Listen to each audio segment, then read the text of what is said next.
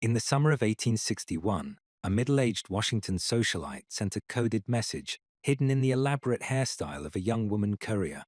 The message traveled across enemy lines to Confederate General P.G.T. Beauregard, warning him that Union forces were advancing toward Manassas Junction. Armed with this intelligence, Beauregard positioned his troops perfectly.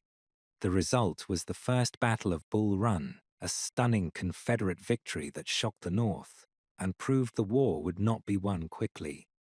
The socialite's name was Rose O'Neal Greenhow. She was one of the most effective spies of the Civil War, and she was far from alone. Throughout the conflict, dozens of Southern women engaged in espionage for the Confederacy. They smuggled messages in their petticoats, seduced Union officers for information, crossed enemy lines disguised as farmwives, and operated spy networks under the noses of federal authorities. They exploited Victorian assumptions about female innocence and domesticity, turning gender expectations into weapons of war. Some became famous, celebrated as heroines of the lost cause, their exploits romanticized in books and newspapers. Others remained in shadows, their contributions known only to the officers they served. A few paid with their lives. Many paid with their freedom, spending months or years in federal prisons. But what happened to them when the war ended? Did they return to ordinary lives, putting aside their cloaks and daggers?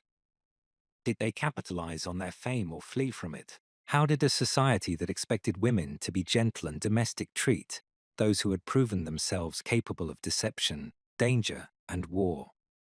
In this video, we're going to explore the remarkable stories of women who spied for the Confederacy and discover what became of them after the guns fell silent. These are tales of courage and tragedy, of fame and obscurity, of women who defied every expectation of their era and then had to find their place in a world transformed by war.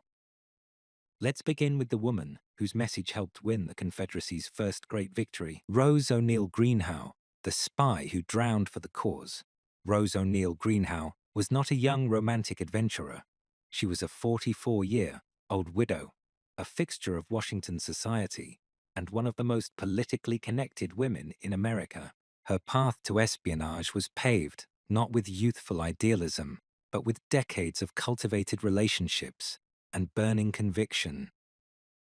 Born around 1813 in Maryland, Rose moved to Washington as a teenager and married Dr. Robert Greenhow, a physician and State Department official. Through her husband's position and her own considerable social skills, she became intimate with the capital's elite.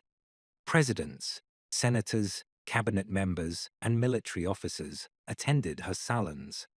She counted among her close friends Senator Stephen Douglas of Illinois and President James Buchanan himself. When war came, Rose's sympathies were entirely with the South. She remained in Washington after secession, using her social position to gather intelligence for the Confederacy. Her network included government clerks, military officers, and other society women, who might have access to useful information. Her methods were sophisticated. She developed a cipher system for encoding messages. She recruited couriers, including the famous Betty Duval, who carried the Bull Run warning in her hair. She cultivated sources across the federal government, charming information from men who should have known better. After the Confederate victory at Bull Run, Rose's role became an open secret. Union authorities knew she was a spy but hesitated to arrest a prominent society woman. When they finally moved against her in August 1861, Detective Alan Pinkerton personally led the operation. Rose was defiant. Even under house arrest, she continued spying, passing messages to Confederate agents through her windows. Exasperated authorities eventually moved her to the old Capitol prison, where she remained a thorn in their side, smuggling out intelligence and granting interviews that embarrassed the federal government. In June 1862, Rose was exiled to the Confederacy rather than prosecuted. She arrived in Richmond as a heroine, personally welcomed by President Jefferson Davis. But her espionage career was not over. It was about to take a dramatic new turn. Davis sent Rose to Europe as an unofficial Confederate diplomat. Her mission was to cultivate sympathy among European elites and promote the Confederate cause.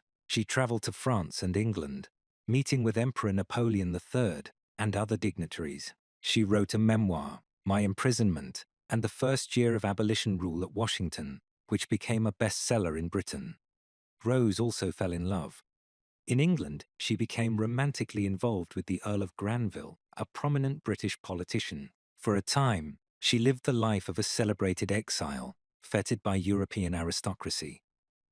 But duty called her back. In September 1864, Rose boarded the blockade runner Condor, carrying diplomatic dispatches, and reportedly, gold sovereigns sewn into her clothing. The proceeds from her book, intended for the Confederate treasury. On the night of the 1st of October, 1864, the Condor approached the North Carolina coast near Wilmington. A Union gunboat spotted the ship, and the Condor ran aground on a sandbar while trying to evade capture. Rose, fearing imprisonment, insisted on leaving the ship immediately in a small rowboat. It was a fatal decision. The boat capsized in the heavy surf. Rose, weighed down by the gold she carried, drowned within sight of the Confederate shore. She was 49 years old. Rose O'Neal Greenhow was buried in Wilmington with full military honors, her coffin draped in the Confederate flag.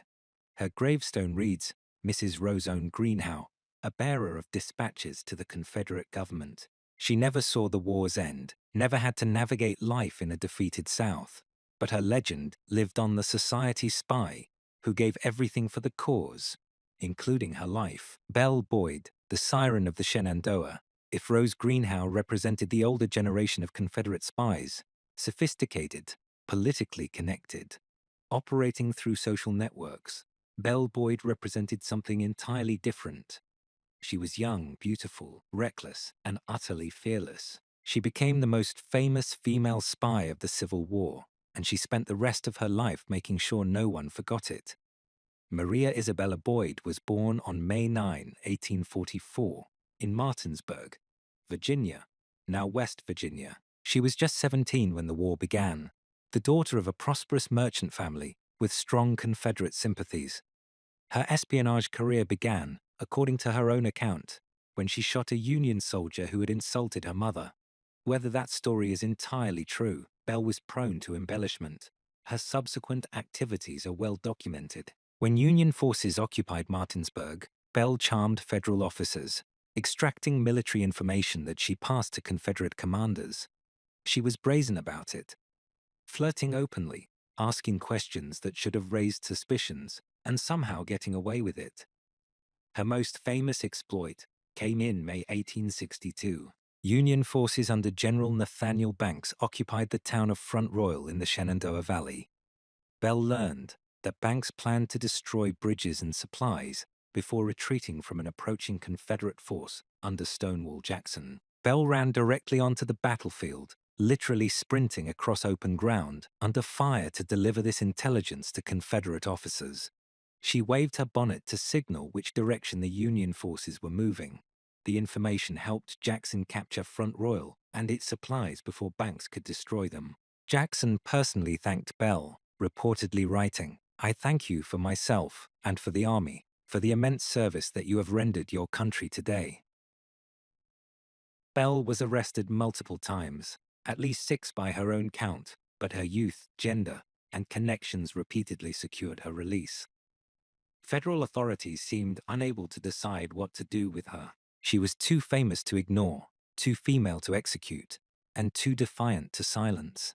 In 1864, Belle was captured aboard a blockade runner bound for England. This time, something unexpected happened. She fell in love with her captor, Union naval officer Samuel Hardinge. The romance was swift and intense. Hardinge allowed Belle to escape to Canada, resigned his commission, and followed her to England. They married in August 1864. The marriage was brief. Hardinge returned to America, was arrested for aiding Belle's escape, and died shortly after his release. Possibly from the effects of imprisonment, possibly from tuberculosis. Belle was a widow at 20, stranded in England with an infant daughter. She survived by becoming an actress, or more precisely, by playing herself. Belle took to the stage, performing dramatic recitations of her wartime exploits. She was not a great actress, but she was a genuine celebrity, and audiences paid to see the famous Confederate spy in person. Bell returned to America after the war, continuing her theatrical career.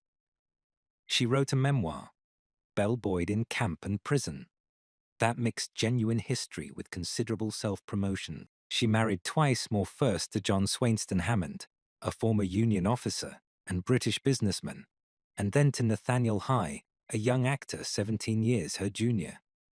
Her later years were spent touring the country, lecturing about her wartime experiences to audiences that included Union and Confederate veterans alike.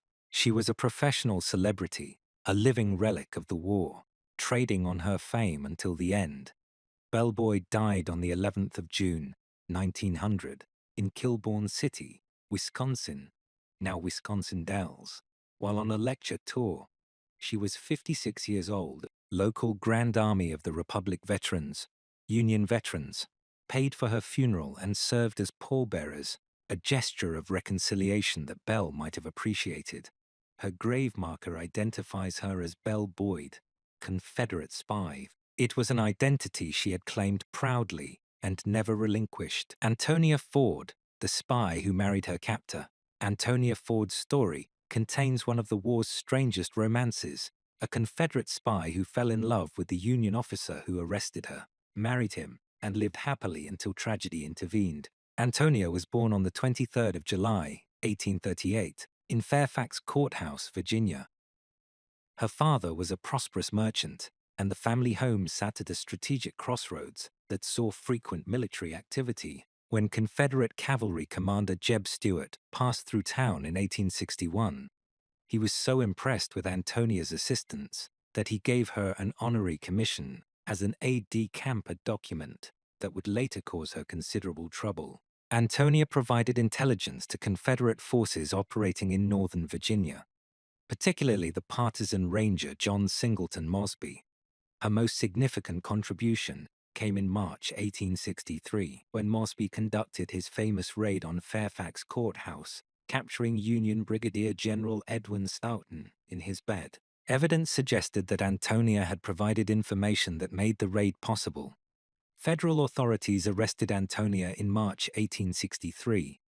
Searching her home, they found Stuart's honorary commission, which they treated as evidence of formal Confederate service. She was imprisoned in the old Capitol Prison in Washington, the same facility that had held Rose Greenhow.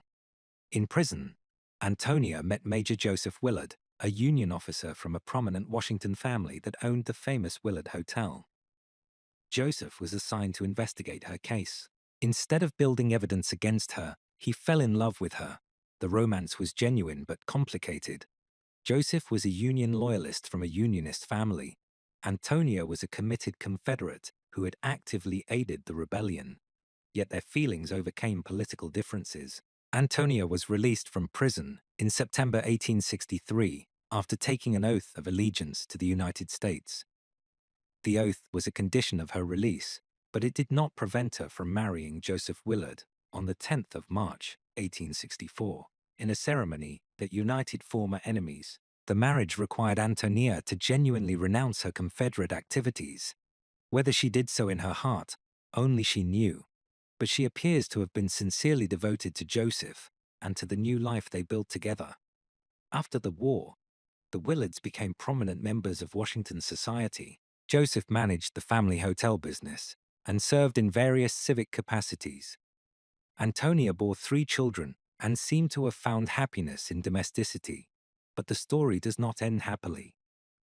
Antonia's health, damaged by her imprisonment, never fully recovered. She suffered from chronic illness throughout her marriage. On the 14th of February, 1871, she died at just 32 years old. Joseph Willard was devastated.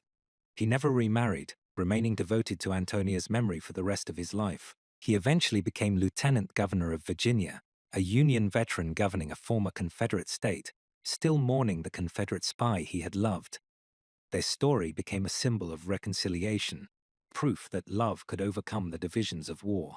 But it was also a tragedy, a life cut short, a family broken, a reminder that the war's costs extended far beyond the battlefield. Mary Surratt, the spy who hanged not all Confederate women spies survived the war.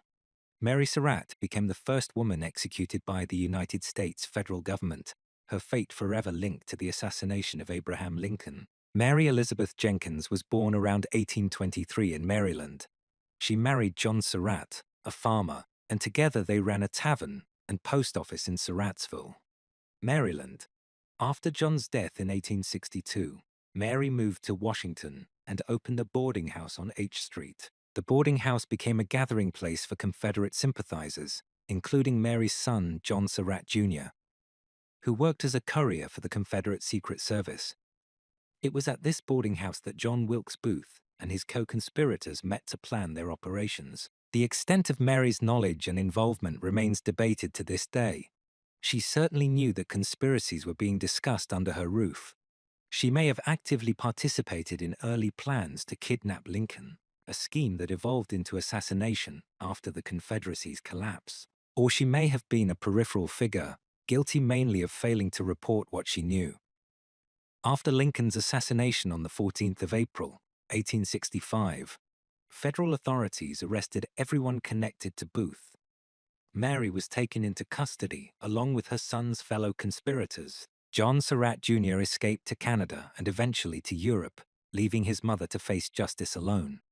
Mary was tried before a military tribunal, rather than a civilian court, a decision that remains controversial. The trial was swift and heavily influenced by the national grief and rage following Lincoln's death.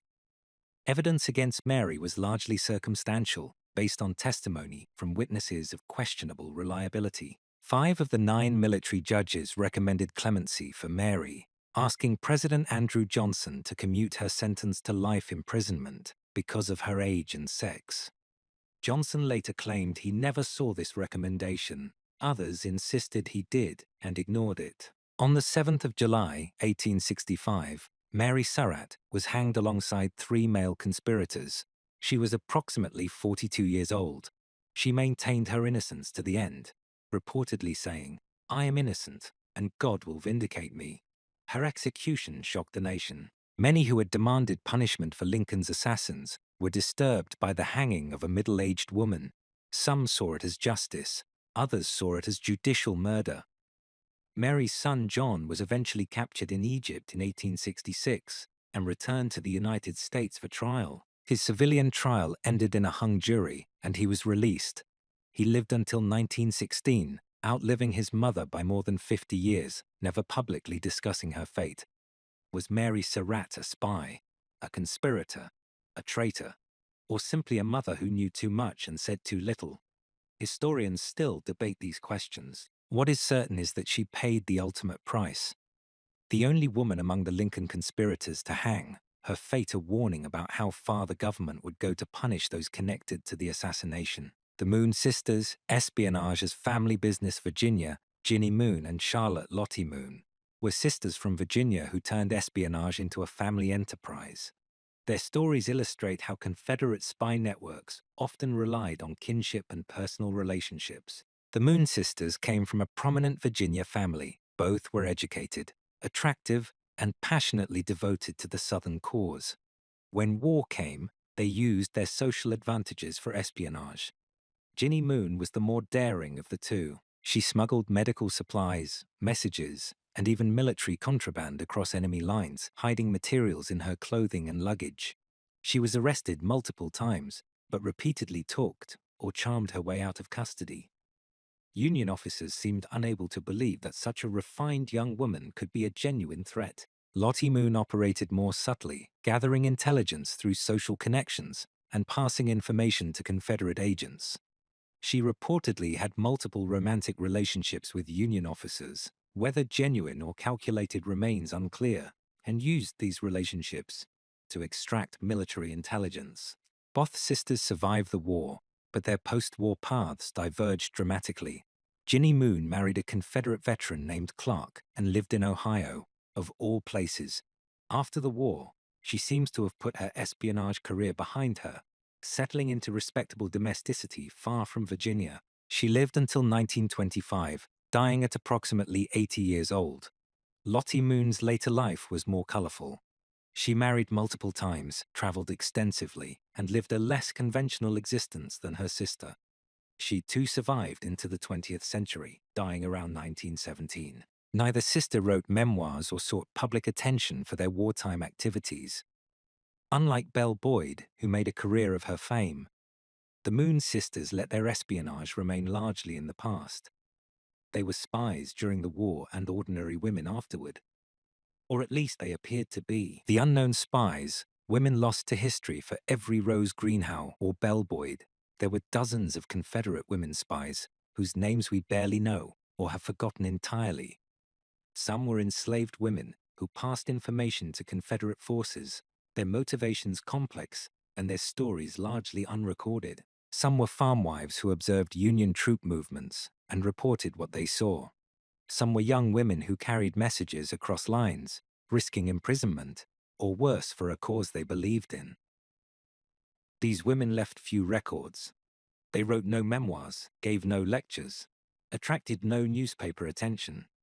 They simply did what they believed was their duty and then returned to their lives. We know they existed because of scattered references in military records, diaries and letters, a general thanks an unnamed woman for intelligence.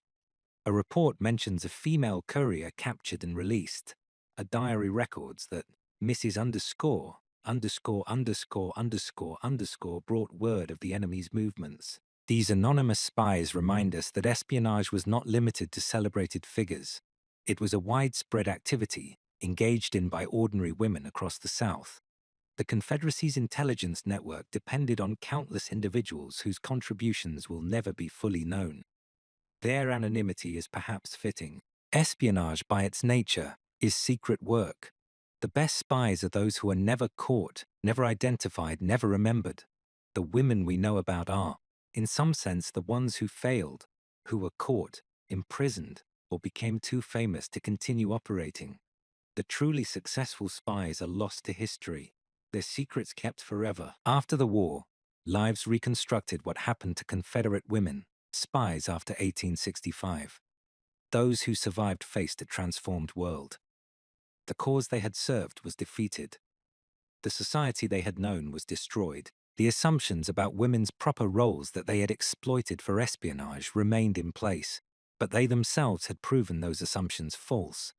Some, like Belle Boyd, capitalized on their fame.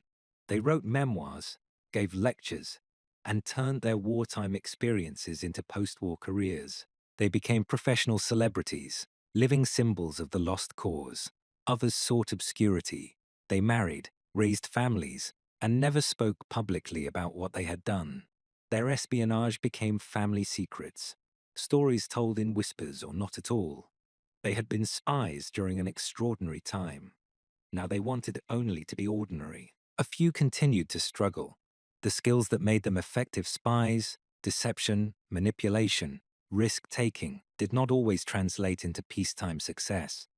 Some women who had thrived in the chaos of war found the structured expectations of Victorian domesticity suffocating. The broader culture was ambivalent about these women. On one hand, the lost cause mythology celebrated Confederate women as heroines who had sacrificed for their homeland. On the other hand, Victorian society remained uncomfortable with women who had operated in traditionally male spheres, who had deceived, manipulated, and risked their lives in ways that respectable women were not supposed to. The result was a kind of selective memory. Confederate women spies were celebrated in abstract terms, but rarely examined closely.